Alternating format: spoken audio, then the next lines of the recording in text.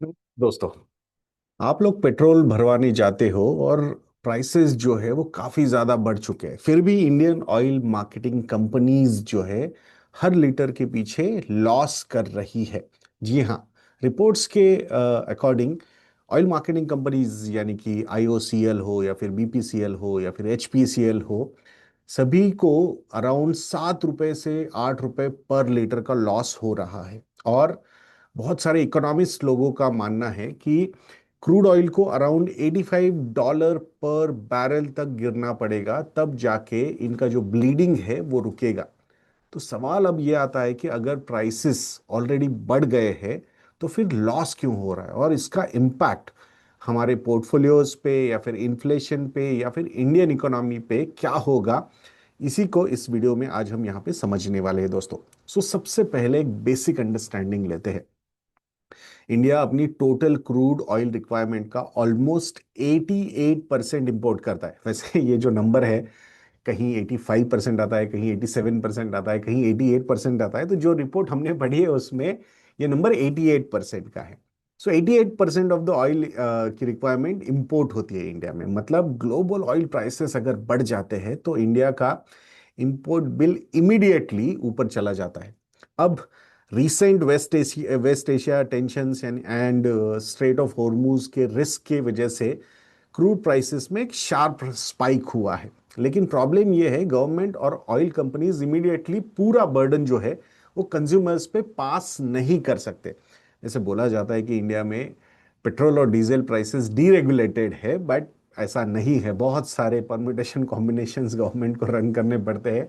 Elections across the, मतलब हर साल हमारे यहाँ इलेक्शंस होते हैं, तो बहुत सारी चीज़ें उनको मैनेज करनी पड़ती है। और इसी का नतीजा ये है कि ऑयल कंपनीज एक्सपेंसिव क्रूड खरीद रही है लेकिन फ्यूल रिलेटिवली लोअर प्राइस पर बेच रही है। इसी वजह से अंडर रिकवरीज क्रिएट हो जाती है। अब थोड़े से नंबर समझते हैं। जो रिपोर्ट आई है उसमें पेट्रोल और डीजल प्राइसेस में 2026 में already multiple times, I think if I am not wrong, 4 बार बढ़ चुके हैं। Petrol prices have gone up by almost 7.8% और diesel prices have gone up by 8.6%। लेकिन ये करने के बावजूद ऑयल मार्केटिंग कंपनीज रफली 7 रुपए से लेकर 8 रुपए पर लीटर लॉस बुक कर रही है। और कुछ वीक्स पहले तो ये जो लॉस था पेट्रोल पे around 14 to 20 rupees per litre था, और डीजल पे ये 18 to 35 रुपीज लीटर पर लीटर था।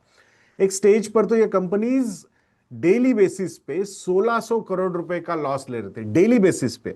जो ऑयल मिनिस्टर है हमारे, उनकी तरफ से ये नंबर 1000 करोड़ का आया था, बट जो रिपोर्ट अभी सामने आई है उसमें 1600 करोड़ रुपए का डेली लॉस ये कंपनीज एब्सॉर्ब कर रही थी। तो आप स्केल को इमेजिन कर सकते हो कि मतलब नंबर ऑफ डेज के हिसाब से अगर ये वॉर ऐसे ही चलता रहा और ये प्राइसेस ऊपर रहे तो इनका लॉस कितना हो सकता है। अब सबसे बड़ा क्वेश्चन ये है कि $85 पर अगर क्रूड का इंपॉर्टेंस क्या है।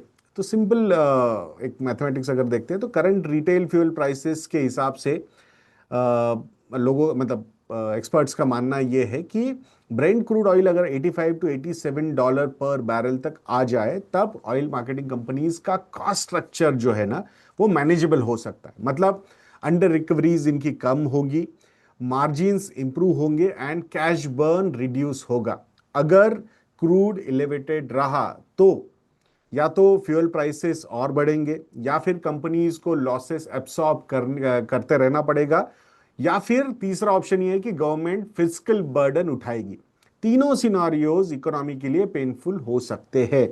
अब इसका इंपैक्ट सिर्फ पेट्रोल पंप तक लिमिटेड नहीं है। Higher oil prices directly impact करती है इन्फ्लेशन पे, ट्रांसपोर्टेशन कॉस्ट पे उसका इंपैक्ट होता है। इफ अगर आप लोगों ने आज का इकोनॉमिक टाइम्स पढ़ा होगा तो उसमें बहुत ही जबरदस्त तरीके से कैसे लॉजिस्टिक कॉस्ट बढ़ रहे हैं उसके ऊपर एक बहुत ही अच्छा एनालिसिस आया है। उसका नतीजा एफएमसीजी प्राइसेस के ऊपर जाने पे भी हो सकता है। एयरलाइंस की प्रॉफिटेबिलिटी पे higher higher crude oil prices can have an impact. Logistic sector पे इसका इम्पैक्ट हो सकता है। केमिकल कंपनीज पे जहां पे क्रूड ऑयल के डेरिवेटिव्स रॉ मटेरियल बोल के यूज होते हैं तो वहां पे उसका इम्पैक्ट हो सकता है। पेन कंपनीज में क्रूड ऑयल के डेरिवेटिव्स यूज होते हैं, उस पे इसका इम्पैक्ट हो सकता है। और मैक्रो लेवल पे हायर ऑयल प्राइसेस मतलब higher import bill, higher import bill मतलब wider current account deficit, wider current account deficit यानी कि वीकर रुपी, यानी और वीकर रुपी यानी कि इंपोर्टेड इन्फ्लेशन। इसी वजह से आरबीआई भी जो एग्रेसिव रेट कट्स देने की एक्सपेक्टेशंस थी मार्केट को, वो उस पर कॉशियस हो सकता है, and we should not rule out even rate hikes भी यहां से आगे हो सकते हैं। तो स्टॉक मार्केट के पर्सपेक्टिव से अगर हम देखते हैं तो ऑयल मार्केटिंग कंपनीज के स्टॉक्स प्रेशर में रह सकते हैं, एविएशन सेक्टर प्रेशर में रह सकता है, कंजम्पशन स्लोडाउन का रिस्क भी यहाँ पे बढ़ रहा है, और इन्फ्लेशन सेंसिटिव सेक्टर्स जो है वो बहुत ज्यादा वोलेटाइल हो सकते हैं। मतलब क्रूड ऑयल अब सिर्फ कमोडिटी नहीं है, ये इंडियन इकोनॉमी का हार्ट बीट बन चुका है। सो इससे बहुत सारे शॉर्ट टर्म में, अगेन ये सारी चीजें जो है ना, ये शॉर्ट टर्म में इंपैक्ट करेंगी। आई थिंक लॉन्ग टर्म में एवरीबडी नोज दैट कि क्रूड ऑयल प्राइसेस ऐसे सस्टेन नहीं कर सकते, because world is bleeding. It's not, don't think कि एआई रिलेटेड रैली चल रहे तो बस यूएस मार्केट के कुछ कंपनीज मार्केट को ऊपर लेके जा रहे हैं, या फिर साउथ कोरिया और ताइवान ऊपर जा रहा है तो सब कुछ ऊपर जा रहा है, नहीं। तो ओवरऑल ब्रॉडर लेवल पे अगर हम देखेंगे तो बहुत सारा पेन आने वाले समय में सबको लेना पड़ सकता है, एंड दैट्स व्हाई ये क्राइसिस प्रोलॉन्ग नहीं हो सकता है। तो नेक्स्ट टाइम जब भी आप पेट्रोल पंप पर फ्यूल भरवाओ तो सिर्फ पेट्रोल प्राइस मत देखो, उसके पीछे ग्लोबल जियोपॉलिटिक्स है, क्रूड ऑयल है, रुपी है, इन्फ्लेशन है, और गवर्नमेंट के फाइनेंसेस भी है। वी कंप्लीटली अंडरस्टैंड दैट कि पब्लिक जो प्राइसेस बढ़ने पे गवर्नमेंट को क्रिटिसाइज करती है, वो काम भी है, मतलब ऑपोजिशन का भी काम है वो करना, क्रिटिसाइज करना। क्यों? क्योंकि जब ब्रेंट क्रूड ऑयल प्राइसेस नीचे गए थे तब पेट्रोल और डीजल के प्राइसेस नीचे नहीं गए थे। तो तब जब चांस था उनको, तो ऑब्वियसली वो इसलिए नहीं नीचे गए बिकॉज जिस तरीके से सोशल सेक्टर स्पेंडिंग चल रहा है गवर्नमेंट का, या गवर्नमेंट्स का, सारे गवर्नमेंट्स का, not only centre but even state governments का भी, तो ये पैसे यहीं से आते हैं, ये समझना भी बहुत ज्यादा जरूरी है। ठीक है, तो अब सबसे बड़ा फोकस मार्केट का रहेगा कि क्या ब्रेंट क्रूड ऑयल के प्राइसेस $85 पर बैरल के नीचे जाते हैं क्या। तो ये सब चीजें हमने अभी देखनी होंगी दोस्तों। आपको क्या लगता है कि ब्रेंट क्रूड आने वाले 3 महीने में कहाँ रहेगा, ये कमेंट सेक्शन में लिखना मत भूलिएगा दोस्तों। और नेक्स्ट वीडियो तक के लिए आज्ञा दीजिए। जय हिंद।